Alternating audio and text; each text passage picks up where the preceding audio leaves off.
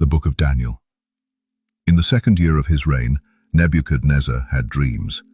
His mind was troubled and he could not sleep, so the king summoned the magicians, enchanters, sorcerers, and astrologers to tell him what he had dreamed. When they stood before him, he said, "I have had a dream that troubles me, and I want to know what it means." The astrologers answered, "May the king live forever. Tell your servants the dream, and we will interpret it." The king replied, "If you do not tell me what my dream was and interpret it, you will be cut into pieces, and your houses turned into rubble. But if you do tell me the dream and explain it, you will receive gifts and great honor."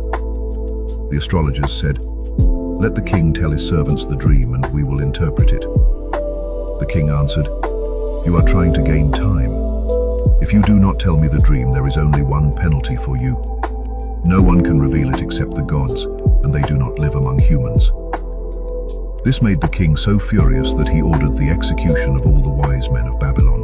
So the decree was issued, and men were sent to look for Daniel and his friends to put them to death. When Arioch, the commander of the guard, went out to put the wise men to death, Daniel spoke to him with wisdom and asked, "Why did the king issue such a harsh decree?" Arioch explained the matter, and Daniel went into the king and asked for time, so that he might interpret the dream. Daniel then returned to his house and urged his friends to plead for mercy from the God of heaven. During the night, the mystery was revealed to Daniel in a vision. Then Daniel praised the God of heaven and said, "Praise be to the name of God forever and ever. Wisdom and power are his. He changes times and seasons. He deposes kings and raises up others. He gives wisdom to the wise and knowledge to the discerning. He reveals deep and hidden things. He knows what lies in darkness, and light dwells with him. I thank and praise you, God of my ancestors. You have given me wisdom and power. You have made known to us the dream of the king." Daniel went to Arioch and said, "Do not execute the wise men of Babylon. Take me to the king, and I will interpret his dream." The king asked Daniel, "Are you able to tell me what I saw in my dream and interpret it?"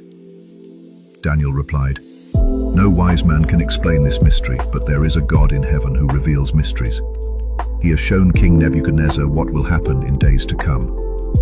You looked, O king, and there before you stood a large statue, dazzling and awesome. The head of the statue was made of pure gold, its chest and arms of silver, its belly and thighs of bronze, its legs of iron, and its feet partly of iron and partly of clay.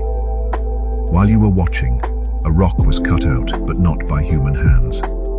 It struck the statue on its feet of iron and clay and smashed them. The iron, the clay, the bronze, the silver, and the gold were all broken to pieces and became like chaff blown away by the wind. But the rock became a huge mountain and filled the whole earth. This was the dream. Now we will interpret it to the king. You are the head of gold. After you will come another kingdom inferior to yours. Then a third kingdom of bronze will rule over the earth. Finally, a fourth kingdom will be as strong as iron, crushing and breaking everything. In the time of those kings, the God of heaven will set up a kingdom that will never be destroyed. It will crush all those kingdoms and bring them to an end, but it will endure forever. This is the meaning of the rock cut out of a mountain, not by human hands.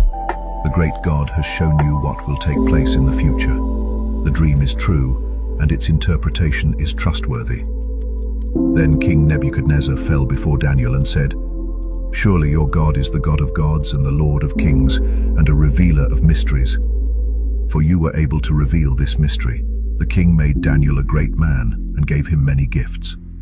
He made him ruler over the entire province of Babylon and placed him in charge of all its wise men.